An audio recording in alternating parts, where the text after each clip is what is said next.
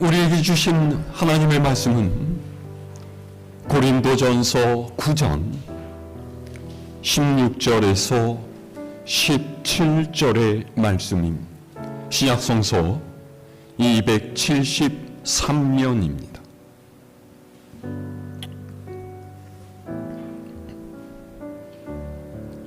봉독하겠습니다.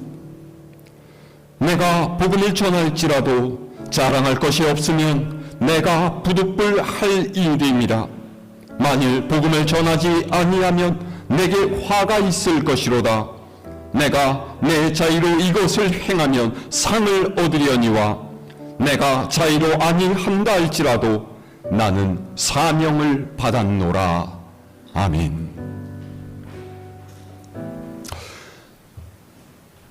만약에 그리스도인으로서 해야 할 일 가운데 단 한 가지만 이야기하라 한다면 여러분 그것이 무엇이라고 생각하십니까?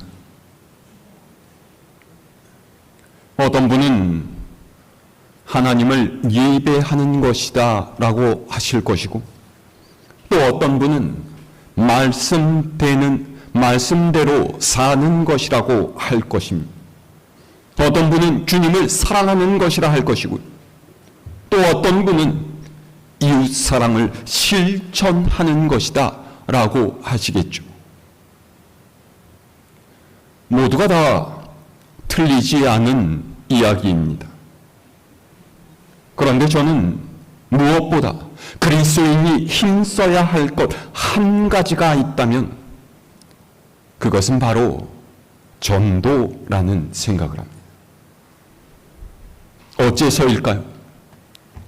전도는 하나님을 믿는 믿음이 나에게 세상의 그 어떤 것보다 귀한 것임을 나타내는 것이기 때문이에요.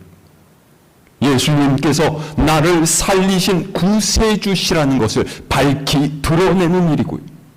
말씀을 따라 하나님을 사랑하고 이웃을 사랑하는 삶이 우리가 살아야 할 올바른 길임을 증거하는 일이기 때문입니다. 우리 주님께서 이 세상을 떠나서 하늘로 올라가시기 전에 제자들에게 마지막으로 부탁하신 것이 무엇입니까? 너희는 가서 모든 민족을 제자로 삼아 아버지와 아들과 성령의 이름으로 세례를 베풀고 내가 너희에게 분부한 모든 것을 가르쳐 지키게 하라는 마태복음 28장의 말씀이에요. 그러니까 예수님을 구주로 고백하며 그분의 뒤를 따르려고 하는 사람이라면 누구 하나 예외 없이 이 말씀을 지켜서 복음을 전하기에 힘써야 한다라는 것이죠. 그런데 실상 우리의 모습은 어떻습니까? 여러분, 일상에서 전도하려고 노력하십니까? 때를 얻든지 못 얻든지 복음 전하기를 힘쓰고 계세요? 물론 우리는 머릿속에서 전도해야 되는데 이런 생각은 다 가지고 있습니다. 하지만 그것을 실제로 행동으로 옮기는 것은 주저합니다. 왜입니까? 여러 가지 이유가 있을 수 있겠죠. 복음을 전하는 일 자체를 부끄러워할 수도 있고요. 자신이 그리스도인을 밝히고 싶지 않기 때문일 수도 있어요. 괜히 복음을 전했다가 저 사람과 나의 관계가 어색해지는 것은 아닐까? 복음을 전하는 일로 내가 눈총을 받고 난처하게 되지는 않을까? 그런 생각을 할 수 있죠. 어떤 분은 저한테 그런 이야기도 하세요. 목사님, 제 주변에는요 전도할 만한 사람이 없어요. 정말입니까? 진짜로 그렇다면 저는 더 이상 드릴 말씀이 없습니다. 하지만 이런 말은요, 보통 핑계인 경우가 대부분이에요. 이렇게 이야기하는 사람은요, 억지로 예수님을 믿고 있는 거예요. 예수님이 나의 자랑거리가 아닌 사람이죠.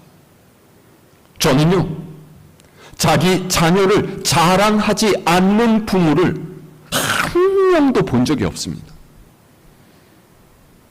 무슨 대단한 권세와 명예, 재물을 가진 자녀만 자랑거리가 되는 게 아니에요.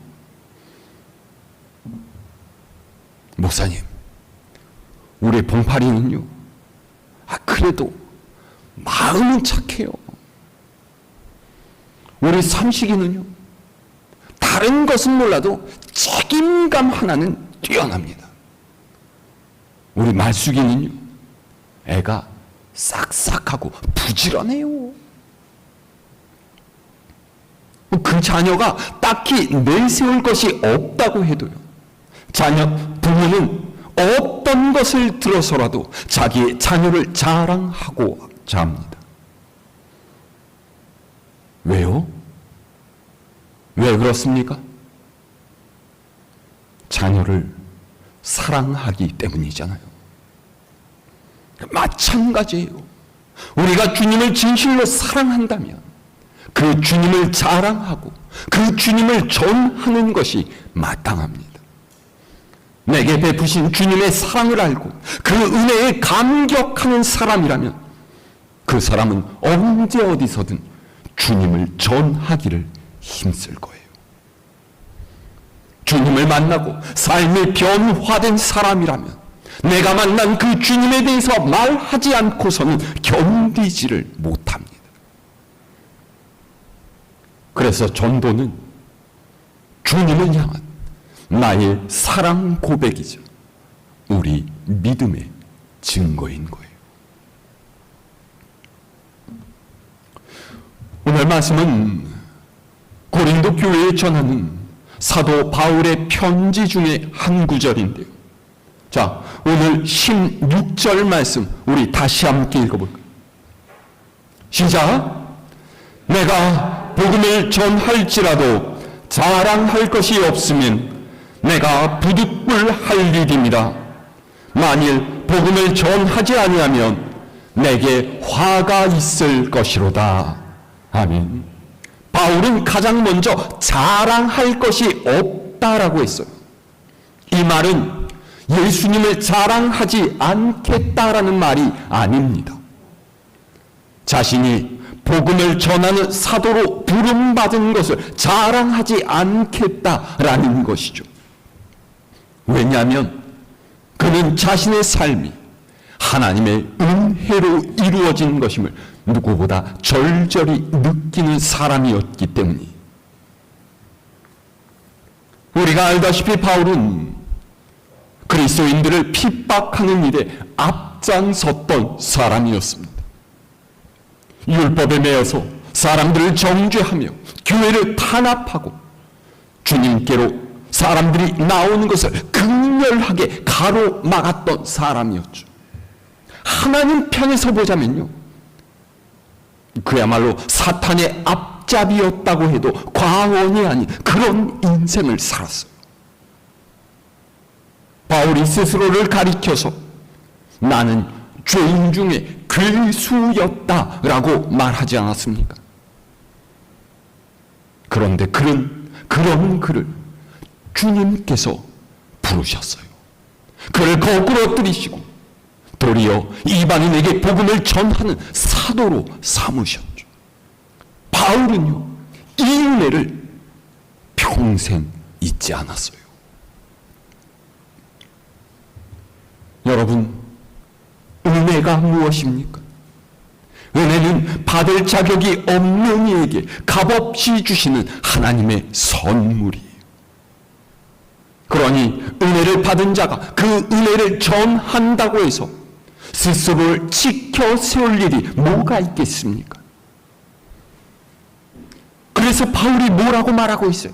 내가 부득불할 일임이라. 그랬잖아요. 여러분, 부득불이라는 말이 무슨 뜻이죠? 어쩔 수 없이, 마지못해, 그런 뜻이에요.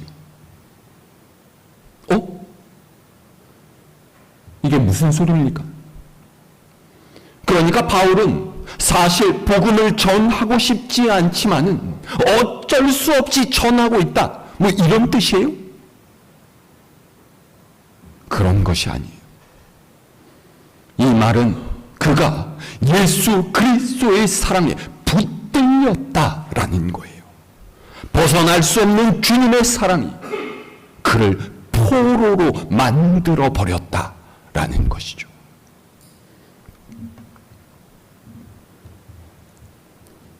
포로 하니까 생각이 나는데,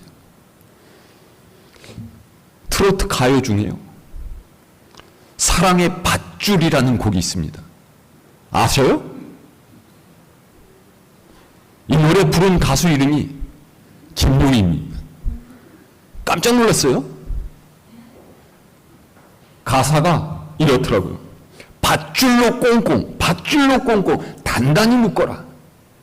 내 사랑이 떠날 수 없게 사랑의 밧줄로 꽁꽁 묶어라. 내 사랑이 떠날 수 없게. 당신 없는 세상은 단 하루도 나 혼자서 살 수가 없네. 바보같이 떠난다니, 바보같이 떠난다니. 나는 어떡하라고.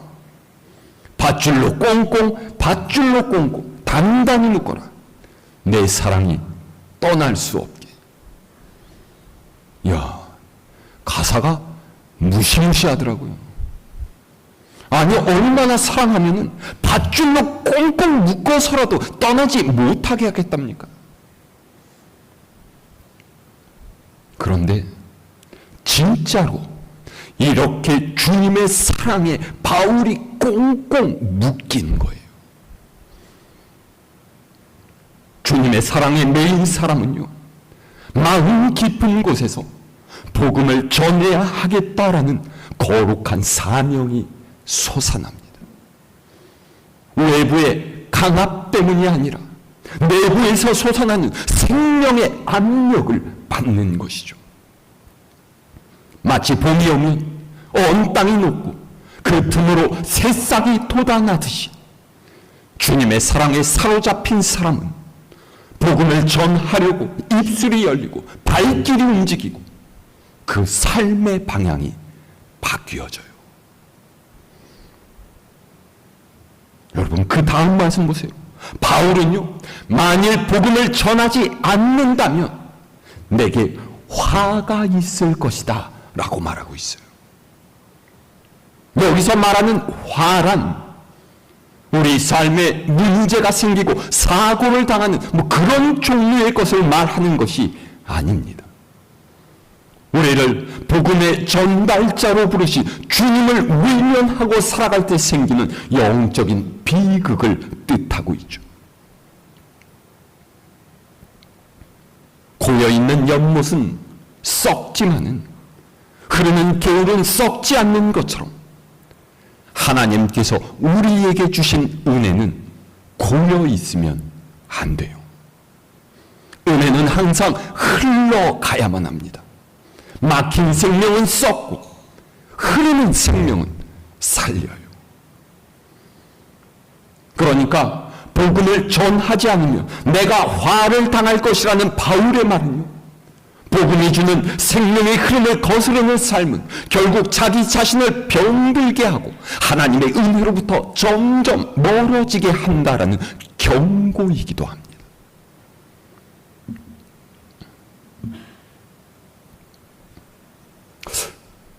어떤 마을에 알 수 없는 전염병이 퍼져서 사람들이 픽픽 쓰러져 가기 시작했습니다. 의사들도 원인을 알지 못해서 속수무책이었고요. 마을 사람들은 꺼뭇한 얼굴로 몸져 놓은 가족들을 붙잡고 울기만 했죠. 한 사람, 두 사람, 피를 토하고 죽는 사람이 늘어나던 어느 날에 마을에서 좀 멀리 떨어진 곳에 사는 한 과학자가 이 전염병을 치료할 수 있는 해독제를 찾아냈어요. 뭐 어떤 새로운 신약을 개발한 것이 아니라 이미 있던 약재를 적절히 배합해서 만들어낸 것이었죠. 문제는 해독제를 만들었다라는 것이 아니라 그것이 마을 사람들에게 전달되고 투여되어야 한다는 것이었어요. 그래서 과학자는요, 이 마을 사람 한 명에게 약병을 맡기면서 말했어요. 이걸 들고 가서 사람들에게 나누어 주십시오. 지금도 누군가가 죽어가고 있으니 한시라도 빨리 전달해 줄 수 있어야 합니다. 그런데 이 사람이 약병을 받아가지고 다른 사람에게 주지 않고 자기 집에 돌아가서 문을 잠궈버리면 여러분 어떻게 되겠습니까?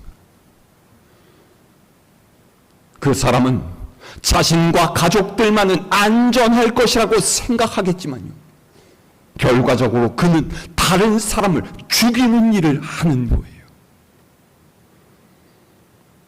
바른 생각을 가진 사람이라면 그는 두려움 속에서도 마을 곳곳을 뛰어다니면서 집마다 문을 두드리며 외치겠죠. 여러분, 여기 해독제가 있어요. 이제 우리는 죽음에서 벗어날 수가 있습니다.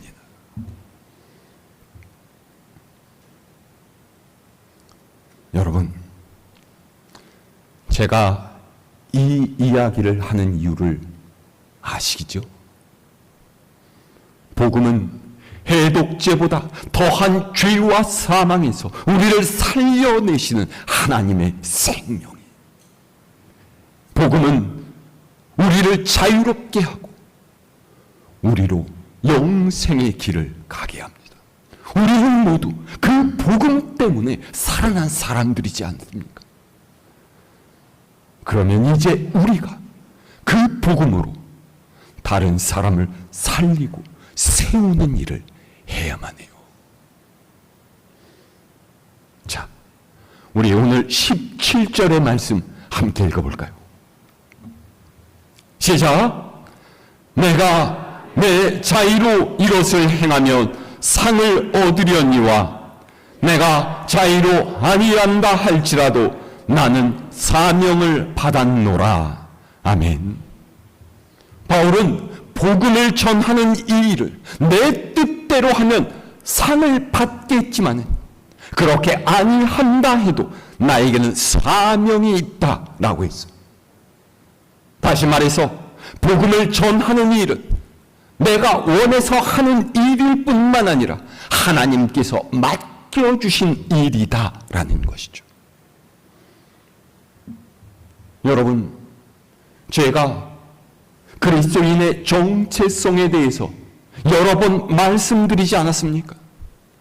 우리는 하나님의 청지기이고 종들이에요.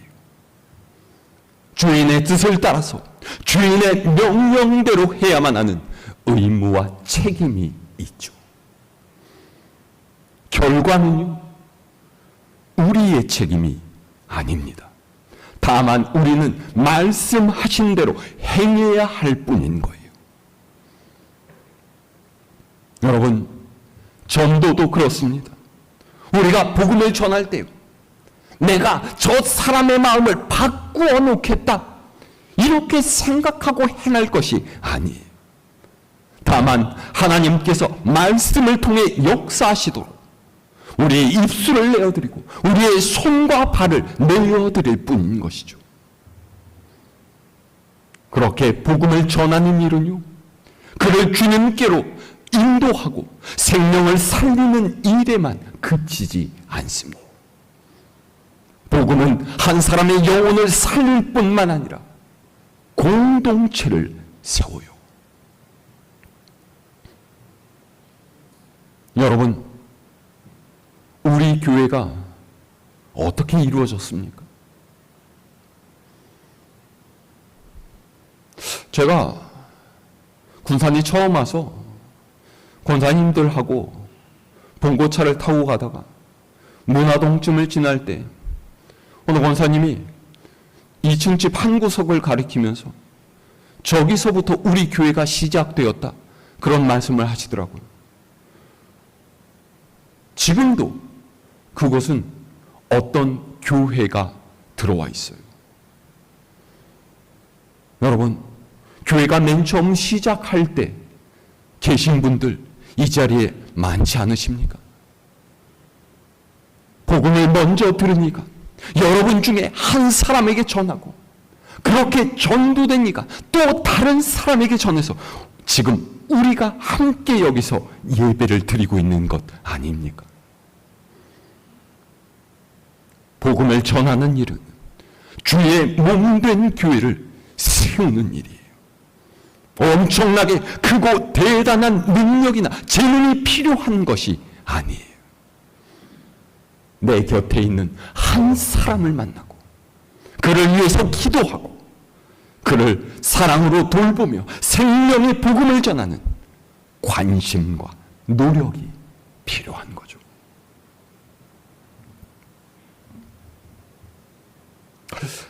때때로 우리 교우님들 중에 저한테 이렇게 말씀하시는 분도 있어요. 목사님, 3년, 4년을 노력했는데도 이 사람이 교회에 나오려고 하지를 않아요. 이제는 새생명 초청잔치 때 같이 가자고 하기도 민망하네. 그럴 수 있어요. 그런데 여러분, 우리의 인생에도 여러 가지 때가 있지 않습니까? 문이 닫히고 말이 막히고 열매가 보이지 않을 때도 있어요. 하지만 복음은 씨앗입니다. 씨앗은 땅 속에서 자라죠. 하나님께서는 보이지 않는 곳에서 역사하세요. 우리는 충성으로 씨를 뿌리고 사랑으로 물을 주고 인내로 기다리는 분이죠. 자라게 하시는 분은 하나님이세요. 그 확신이 우리를 견고하게 세우고 그 견고함이 다시 누군가를 세우는 기둥이 됩니다. 그러니 여러분, 아직 주님께로 나오지 못한 여러분의 가족, 여러분의 이웃을 포기하지 마십시오. 복음은 누군가의 삶을 장식하는 장식품이 아니라 죽음을 생명으로 바꾸는 하나님의 사건이고, 무너진 심령을 다시 세워 하늘로 향하게 하는 주님의 손길이에요. 복음을 받았으니 복음이 우리를 통해 다시 흘러가도록 해야 합니다. 그것이 그리스도인의 사명이죠. 억지로 짊어지는 멍해가 아니라 은혜로 주어지는 기쁨의 자랑이고요.